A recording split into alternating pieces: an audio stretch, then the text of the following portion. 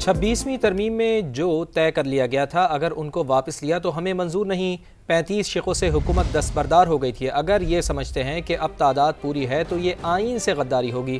مولانا فضل الرحمان کی پروگرام سماعت debate with Iftikhar Ahmad میں خصوصی گفتگو، واضح کر دیا کہ 18ویں ترمیم پر کوئی بات نہیں ہونی چاہیے۔ NFC ایوارڈ میں صوبے کا حصہ کم کرنا بھی ہمیں قبول نہیں۔ یہ بھی کہا کہ بلاول بھٹو ملاقات کے لیے آئے تو ایسا لگا جیسے کچھ چیزیں انہیں مجبوری میں قبول کرنی پڑ رہی ہیں۔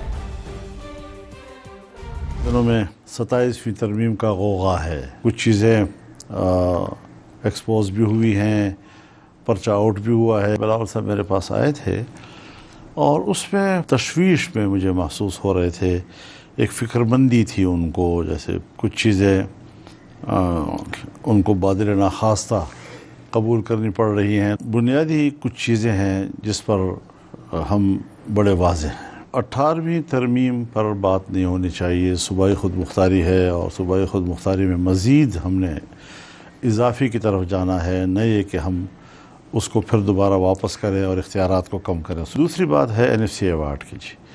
NFC ایوارڈ میں آئین واضح طور پر کہتا ہے کہ صوبوں کے حصص جو ہیں اس میں اضافہ تو کیا جا سکتا ہے، کبھی نہیں ہو سکتی۔